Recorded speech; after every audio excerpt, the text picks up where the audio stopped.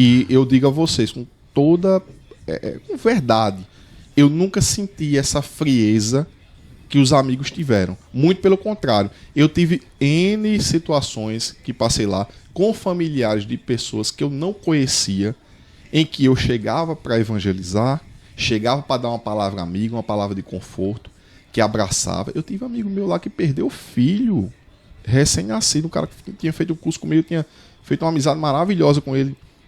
E quando cheguei lá, o filho dele nasceu e toda aquela festa a gente fez. Aí quando eu cheguei no outro plantão, aconteceu uma coisa lá, com a filha dele, na verdade. Aí teve um probleminha lá no coração e teve que descer para UTI, já estava lá no berçário. Teve que descer para UTI. Quando eu cheguei no plantão seguinte, o terceiro já, ele já estava aqui na entrada da gente dos funcionários, do lado fica o necrotério. Ele estava lá na rampa, onde as famílias estavam antes. Eu não acredito. Morreu.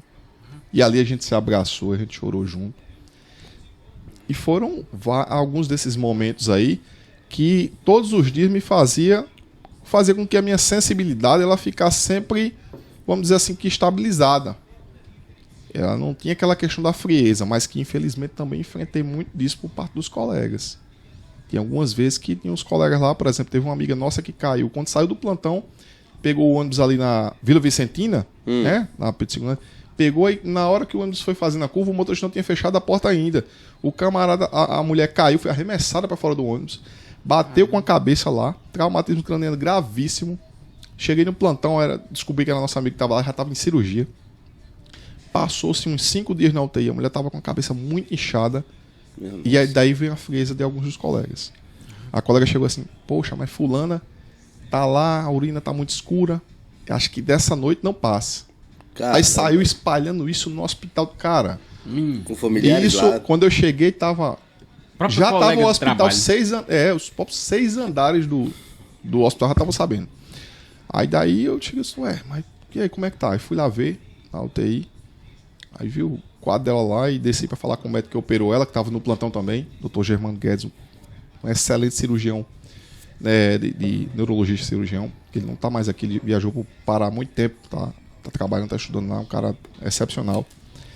E esse cara foi lá de novo, né, ver ela, eu falei em particular com ele, ninguém soube dessa conversa, né, eu falei, dá uma olhadinha lá na nossa amiga lá, porque aí parece que o negócio não tá meio bom não.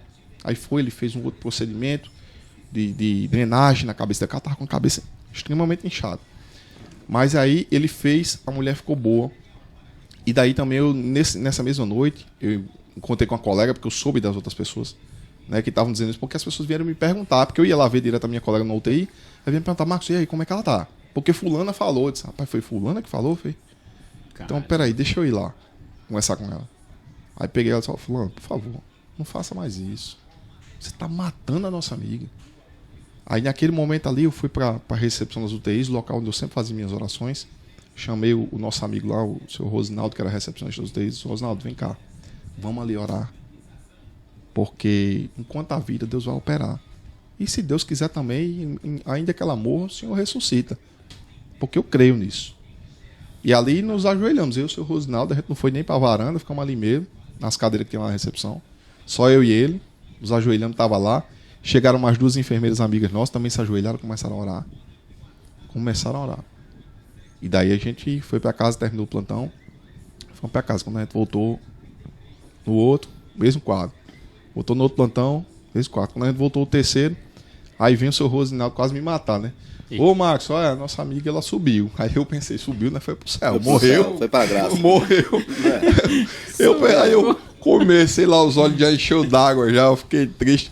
Aí ele disse, o que foi? Você não tá achando bom não? Como assim, seu Rosinaldo? A mulher morreu. Aí o seu Rosinaldo, não, filho, ela subiu pro apartamento. Você lembra que era o termo que a gente usava quando saía da UTI pra subir, né? Pra ir pra enfermaria. A gente falava subir. E eu não percebi no momento, eu tava tão sensibilizado naquela situação. E, cara, subiu. Meu Deus do céu. O mover de Deus naquela vida, sabe? Tanto que quando eu encontrei com ela, cara, e assim, Deus fez uma coisa maravilhosa. Ela foi pro apartamento, ela passou passou cerca de 8 dias lá, foi pra casa, com coisa de menos de 3 meses, essa mulher, que eu nem tinha esperança que ficasse boa, voltou pra trabalhar. E eu não tava sabendo que ela tinha voltado pra trabalhar. Ela trabalhava no centro de imagem, que ficava no térreo. Cara, aí fui lá levar um paciente logo no início do plantão. Quando eu chego lá, ela tá lá pra receber o paciente. Que ela era enfermeira. Aí eu, cara, eu me emocionei, a gente se emocionou, a gente se abraçou. Eu disse, você é um milagre. E logicamente que a gente não vai contar a parte negativa pra ela. Que a colega que falou, não, isso não interessa. Isso não interessa. Eu disse, nossa, você é um milagre de Deus. Eu digo, olha, esse hospital inteiro orava por você. E nesse dia mesmo que eu soube que eu tive a conversa com a amiga que estava falando essas coisas dela, passei em todos os postos de enfermagem, pedi às amigas que orassem. E foi engraçado que eu achei que o pessoal falei, mas achei que o pessoal não ia seguir, né, aquilo que eu estava falando. Mas quando eu ia levar os pacientes que estavam saindo da cirurgia para os apartamentos, eu saía procurando, não tinha ninguém nos corredores. Eu cheguei, cadê as enfermeiras? Aí quando eu entrei em 2 postos de enfermagem, estavam as colegas de joelho orando. Tá vendo? Por ela. Então eu entendo que foi o mover de Deus ali, Certeza. naquela vida, e recuperou uma pessoa que eu achei que não tinha nem...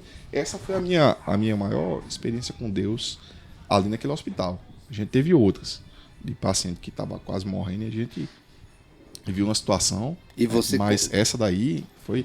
Então foi esses eventos, né? Isso, esses eventos aí que me fazia, né, que me preservava, né, além de primeiramente, né, buscar a Deus.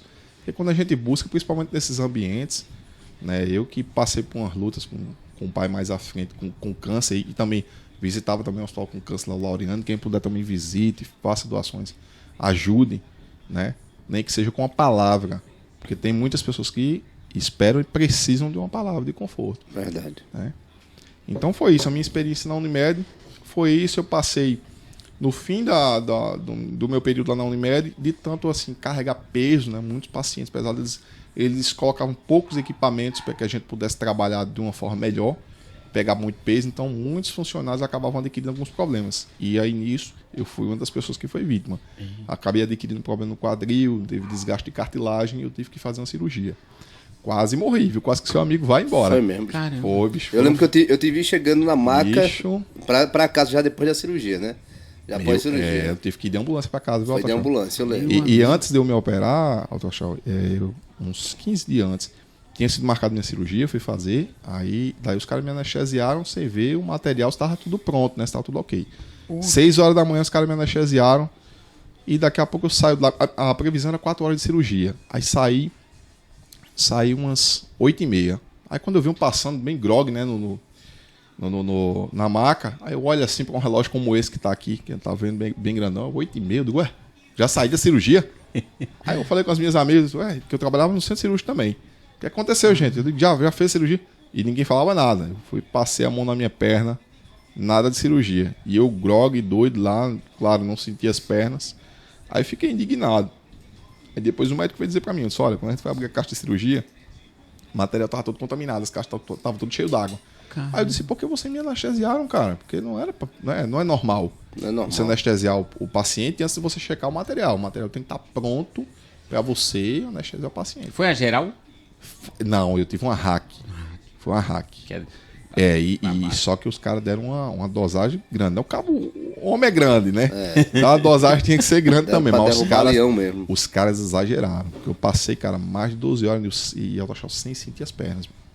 Sem sentir as pernas. Isso eu no apartamento e eu desesperado, minha família também. Porque eu não tinha qualquer perspectiva de andar de novo. Né? Porque algo podia ter acontecido ali que deu errado. E muito errado, quer dizer, já deu errado, né? Aí minha família ficou desesperada, cara. E eu também, né? Imagina só, o cara entrar bom e sair sem andar. Que é isso? Tá doido. Aí 15 dias depois, né, desse sufoco aí, né, que eu comecei a sentir a perna.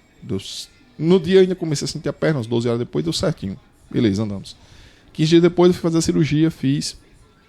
Né, deu certo, mas vamos dizer, não deu tão certo assim, porque a expectativa era uma coisa e a realidade foi outra. O desgaste acabou sendo bem maior, parece que mexeram um pouco demais lá.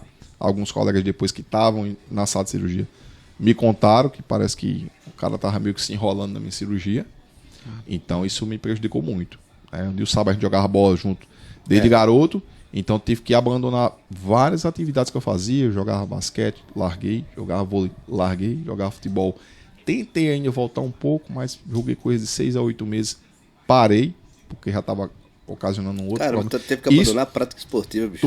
Tudo. Isso quando eu comecei a prática esportiva, foram 2 anos depois de passar 2 anos e meio de intenso tratamento de fisioterapia. Fisioterapia e hidroterapia.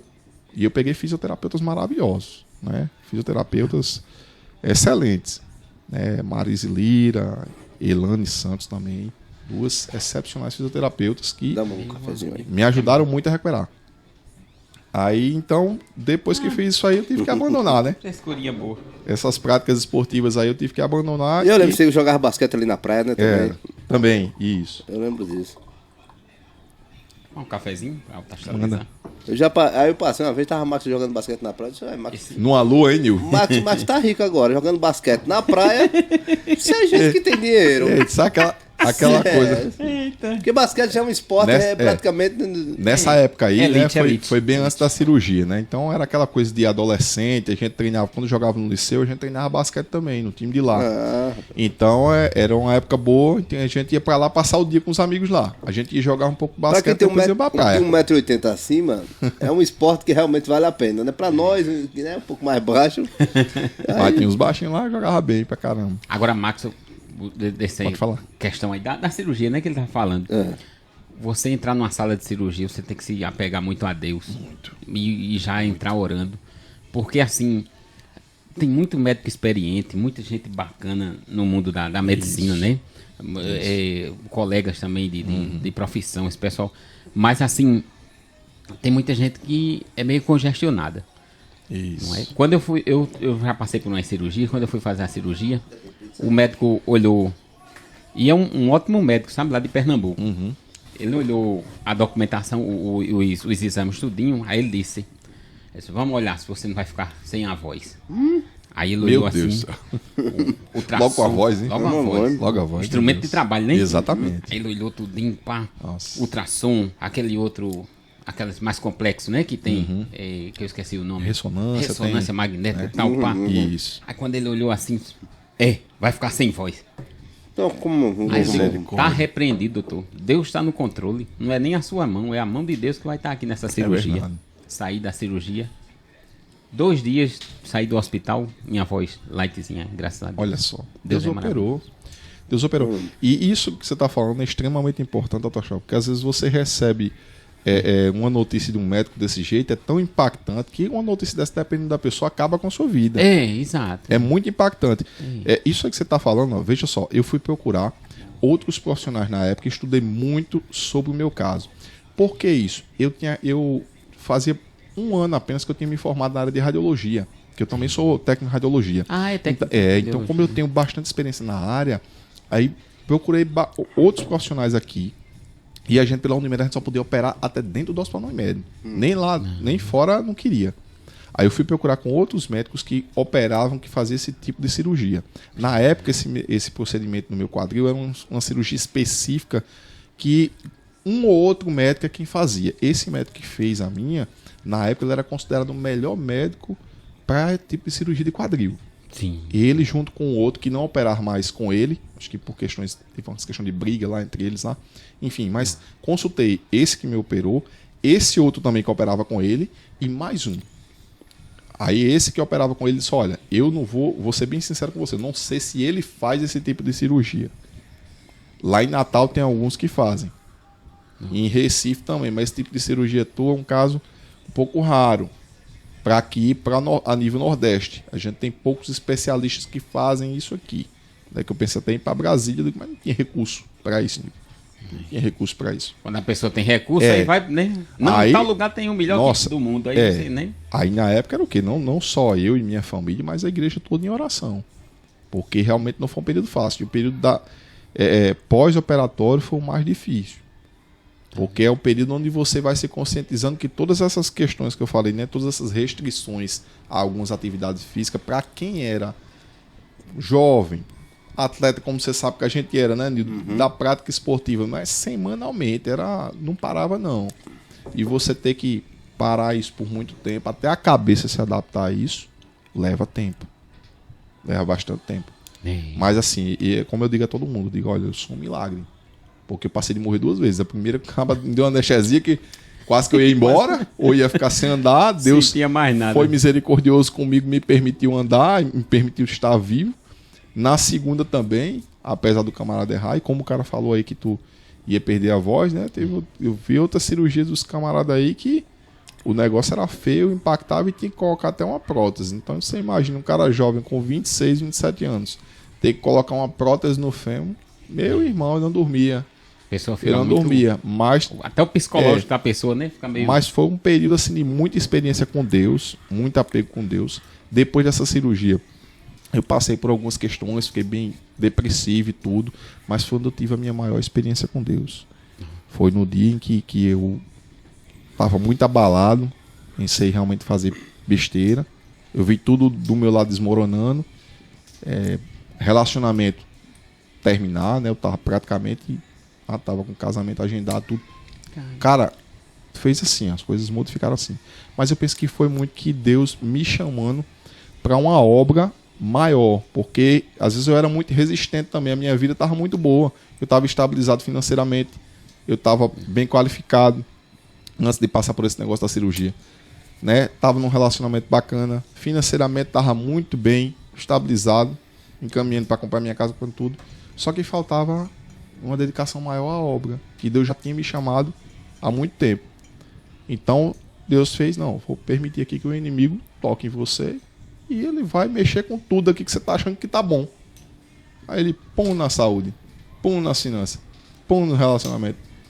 Mexeu em tudo. Mas aí onde é que tá? Foi onde eu vivi o meu melhor momento com Deus. Foi quando eu tinha até deixado uns tempos de ir pra igreja, deixei minha Bíblia lá em cima da mesa, do lado da porta do meu quarto. Aí tem uma moça lá que tava fazendo a faxina lá em casa. A minha mãe falou assim, ela perguntou à minha mãe, ô dona Mara, aqui a Bíblia aqui do Marcos tá aqui em cima. E eu boto no quarto dele, eu disse, não, deixa aí.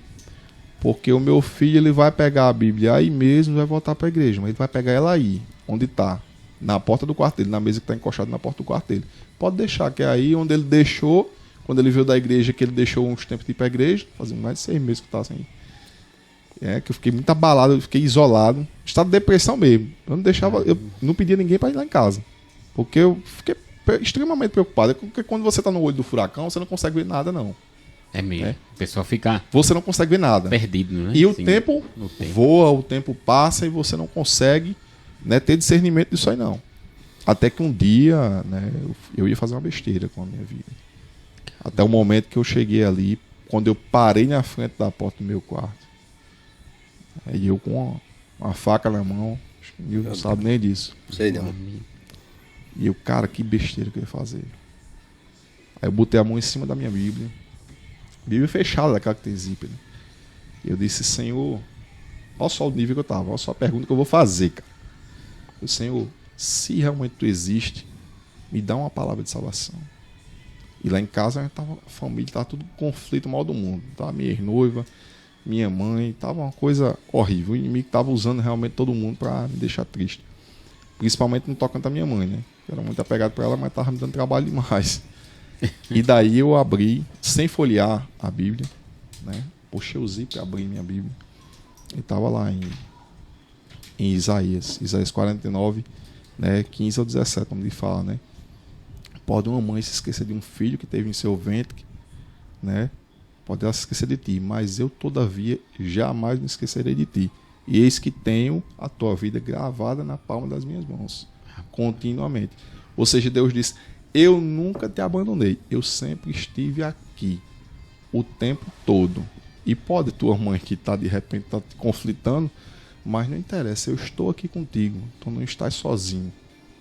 Cara, aquilo... Forte, hein? Foi onde eu parei e joguei a faca pra longe lá. Que mais sabe? Joguei lá pra sala lá e eu me ajoelhei no meu quarto e pedindo perdão a Deus pela bobagem que eu ia fazer, né? Porque ele, o tempo todo, ele estava comigo. A partir dali eu nunca mais me senti sozinho. Porque eu soube que ali a mão dele operava independente das circunstâncias que eu passasse, que eu viria a passar mais à frente. O Senhor sempre estaria comigo. Então isso é o que me sustenta desde aquela época. Isso foi em 2011, nós já estamos em 2023. 2024, perdão. Já viramos aí, 2024. Então Deus mostrou que Ele é o mesmo Deus do ontem, do hoje e vai ser do amanhã. Ele não mudou, Ele não muda.